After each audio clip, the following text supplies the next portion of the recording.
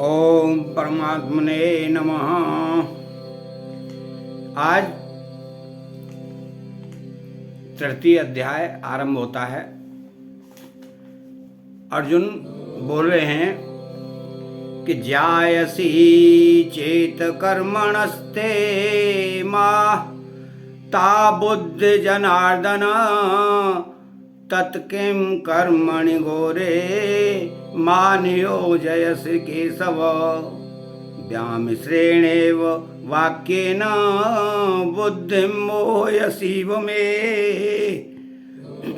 तदेकं वद निश्चित्य येन श्रेयो अहमानं प्नुयाम। जनार्दन, हे जनार्दन, चेत अगर ते आप कर्मणः कर्म से बुद्धि ज्ञान को जायसी श्रेष्ठ मता मानते हैं तत् तो फिर केशव, हे केशव, माम मुझे घोरे घोर कर्मणि कर्म में किम क्यों नियोजसी लगाते हैं। व्याम श्रेण एव आप अपने मिले हुए से वाक्येन वचनों से मैं मेरी बुद्धि को मोहयसी एव मोहित सी कर रहे हैं।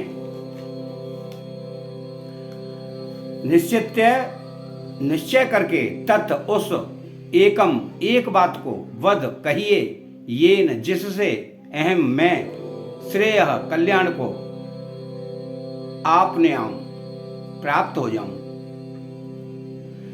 अर्थात जनार्दन पद से अर्जुन मानो यह भाव प्रकट करते हैं कि हे कृष्ण, आप सभी की याचना पूरी करने वाले, अतः मेरी याचना तो अवश्य हुई पूरी करेंगे। जायसी चेत कर्मणस्ते नियोजयसी केशव। मनुष्य के अंतःकरण में कमजोरी रहती है कि वह प्रश्न करके उत्तर के रूप में भी वक्ता से अपनी बात अथवा सिद्धांत का ही समर्थन चाहता है। इसे कमजोरी इसलिए कहा गया है कि वक्ता के निर्देश का चाहे वह मनो अनुकूल हो या सर्वदा प्रतिकूल, पालन करने का निश्चय ही शूरवीरता है। शेष सब कमजोरी या कायरता ही कही जाएगी। इस कमजोरी के कारण ही मनुष्य को प्रतिकूलता सहने में कठिनाई का अनुभव होता है।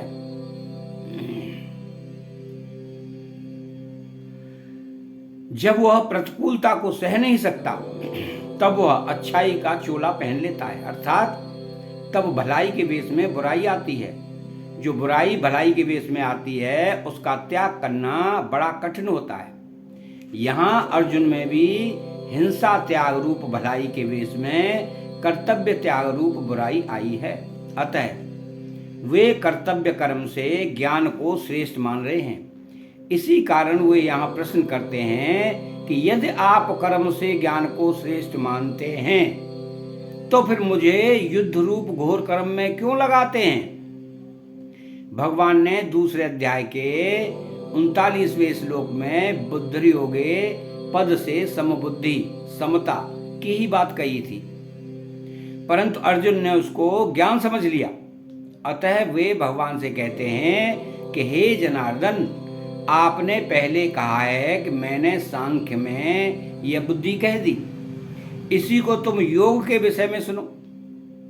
इस बुद्धि से युक्त हुआ तू कर्म बंधन को छोड़ देगा, परंतु कर्म बंधन तभी छूटेगा जब ज्ञान होगा।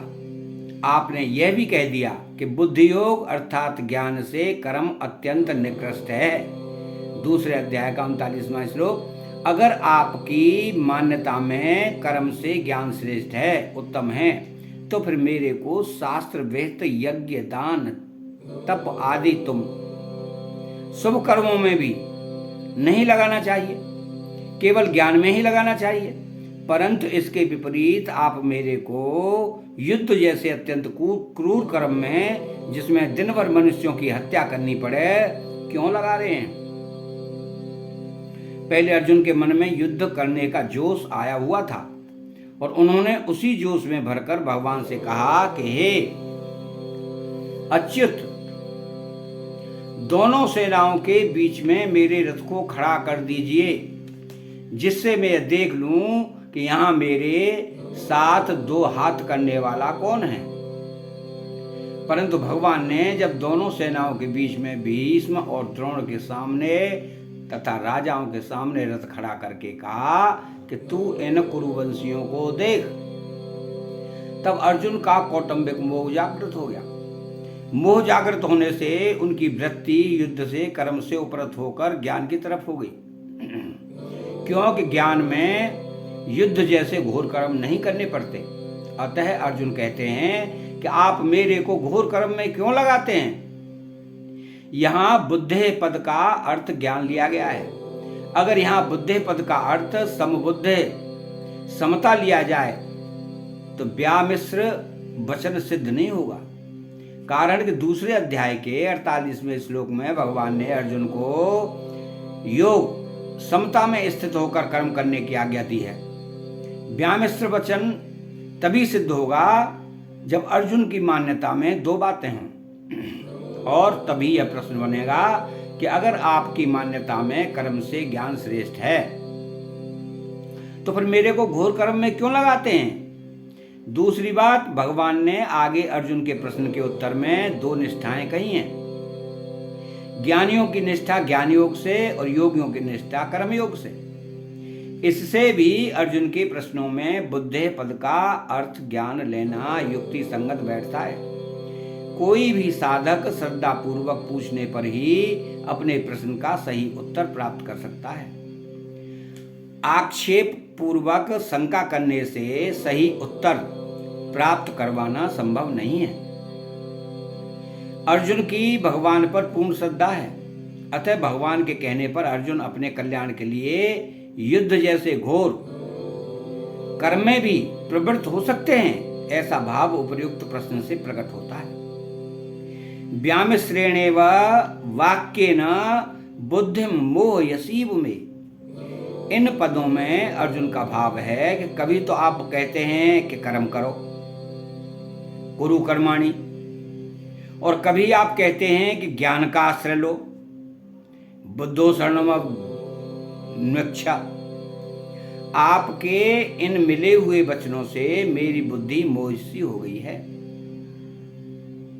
अर्थात मैं यह स्पष्ट नहीं समझ पा रहा हूं कि मेरे को कर्म करने चाहिए या ज्ञान की शरण लेनी चाहिए। यही दो बार एव पद के प्रयोग से भगवान पर अर्जुन की श्रद्धा का द्योतन हो रहा है।